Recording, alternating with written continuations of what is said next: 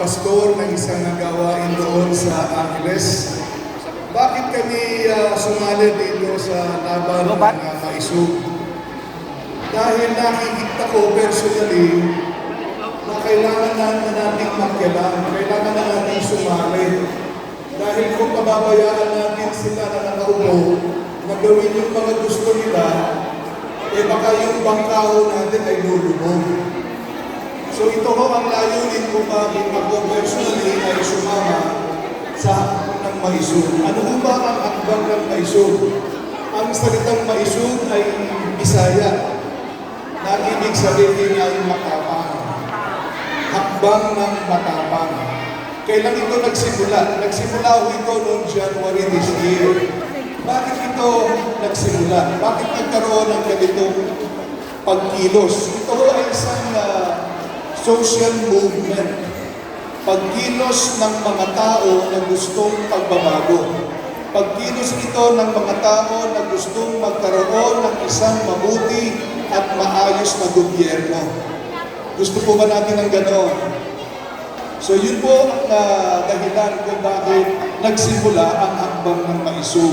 Ito ho ay pinasimula ng ating dating presidente, Rodrigo Roa Duterte, sa Davao. Bakit po? Kasi noong mga panahon na yun, January, kung makakala po ninyo, ay nagkaroon ng tinatawag na People's Initiative daw sa Kongreso. Ano ho yung People's Initiative? Ito ho ay isang pamamaraan ng Kongreso para baguhin ang kasalukuyang batas o yung Konstitusyon ng Pilipinas. Bakit po? Bakit kailangan daw baguhin ang Konstitusyon ng Pilipinas? Para lang sa maka-attract ng maraming mga investor, mga namumuhunan na galing sa ibang bansa at dalhin sa Pilipinas. Bakit kailangan palitan ang batas para makahikayat ng mga namumuhunan? Una, mataas ang kuryente sa Pilipinas. Sa Pilipinas, napakataas ng kuryente. Pangalawa, hindi ka pwede, kung ikaw ay isang foreign investor, di ba, isa kang Koreano, o isa kang Hapon o Japanese, at gusto mong mamuhunan sa Pilipinas, kinakailangan 30% ng sa Security and Exchange Commission, mga incorporators, yung 60% kinakailangan Pilipino, 40% ang nagmamayari ng mga foreigners. Ayaw ng mga foreigner yung gano'n. Gusto nila kahit 50-50 lang. Kaya lang sa ating batas, kung ikaw ay isang dayuhan na mamumuhay ng Pilipinas, 60% dapat pag-aari ng Pilipino yung negosyo. 40% foreigner. Nagkakaintindihan tayo. Ito rin po ang mga dahilan kung bakit kailangan palitan ang ating saligang batas. Kaya lang, maganda po yun eh. Wala ho tayong problema roon. Kaya lang may nasilip ho tayong ginagawa ng kasalukuyang gobyerno kung bakit nila gustong palitan ang saligang batas dahil gusto nilang umupo ng matagal na matagal sa kanilang mga posisyon. Nagkakaintindihan tayo. Ayaw kanilang umalis sa kanilang mga posisyon doon sa Malacanang. Ito ang nakita. Napapalitan po nila ang mga provision politikal, hindi lamang doon sa business side. Kaya tumayo ang ating dating presidente at pinigilan niya yan. Nanindigan siya, hindi dapat ganyan. Nagkakaintindihan po tayo. Kung 6 na taon lang ang binigay sa'yo, 6 na taon lang. Huwag ka nang lalampas doon. Katulad niya, after 6 years, bumaba siya. Pero nakita ho nila ngayon na meron ho sila talagang pagkilos na ginagawa, lalo na ho dun sa Mindanao at sa Visayas area. Nagkakaroon ho sila ng mga meetings noon, pinapipirma ang mga tao, kunwari ayuda ang pinipirmahan, pero yung naman ang pinipirmahan ho nilang papel, sumasang-ayon po sila na ang saligang batas ay kailangan palitan. Nagkakaintindihan po tayo. Diyan po kami hindi pumapayag. Okay? So kaya nagkaroon po tayo na tinatawag na hakbang ng maisog. Kaya doon po nagsimula na nagkaroon ng paglaban yung dalawang mataas na posisyon sa ating bansa. Okay. Alam mo ninyo, sa isang matatag na demokrasya, ang Pilipinas po ay demokrasyang bansa. Sa isang matatag na demokrasya, kailangan mo ang matibay na oposisyon.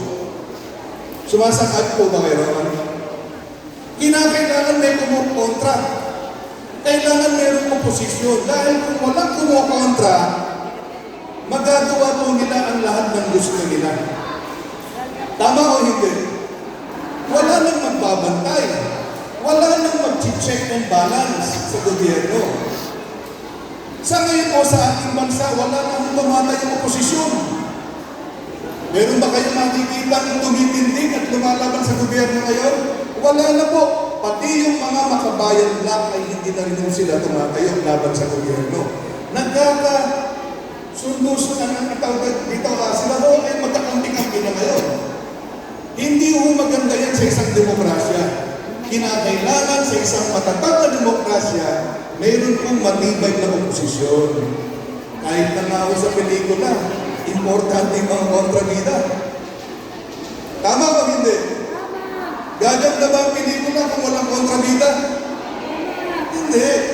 Ganun din. Alam niyo, ako isang pastor. Ako ho ay leader ng isang malaking organization. Marami ho kami mga miyembro buong Pilipinas. Ang tawag ko doon ay ACCER, Anti-Crime and Community Emergency Response Team. Ako ho ang Vice President nationwide.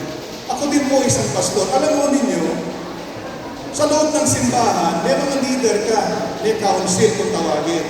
Minsan, meron nung kami kasama sa council, wala akong ginawa, kundi lagi nang sinisiyasat yung pondo ng simbahan. Lagi siya nagtatanong, saan pupunta yung pondo? Pastor, dapat bang unahin natin yung program na yan o baka naman pwede natin bandang huli na lang yan? Meron po kami miyembrong gano'n na aming samahan. Minsan nung una, napipikon ako kasi lagi mo kontra. But I realize, naintindihan ko bandang huli, importante pala yung mga kumukontra.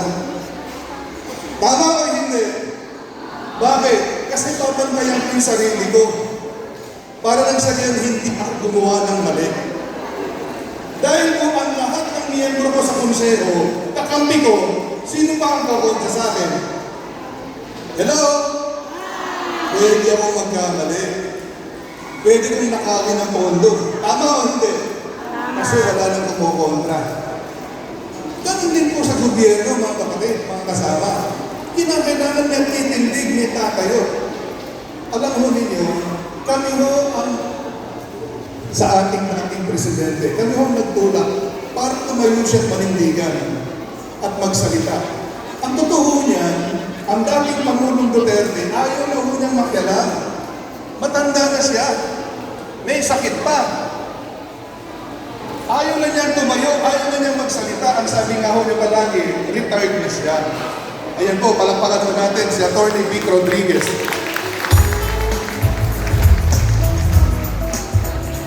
Salamat po sa Diyos. Nanindigan at tumayo ang ating dating Pangulong Rodrigo Duterte para magsalita para sa mga Pilipino. Palakpakan po natin siya.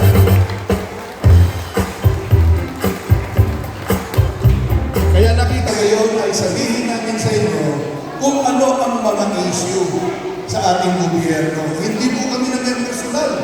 Hindi po natin sila kalaban. Kakampi po natin ang ating Pangulo. Tayo po ay nasa isang bangkalan. Tama o hindi? Ang gusto lang po namin, kinakailangan yung humahawak ng ating bangka, kinakailangan maayos ang kanyang pamumuno nang sa gayon madala na tayo sa tamang destinasyon. Lahat po ng sumasakayan doon, pumalakpan. So ito po ang hakbang ng Pamiso na nais namin ilapit ngayon sa inyo. Nais namin sabihin ngayon sa inyo, bakit tayo nagkakaroon ng ganitong pagkilos. Okay? Nais ko pong ipakilala po ngayon sa inyo. Ano natin yan sila namin? Okay, maraming salamat po. Pagpalaan po tayo ng Panginoon.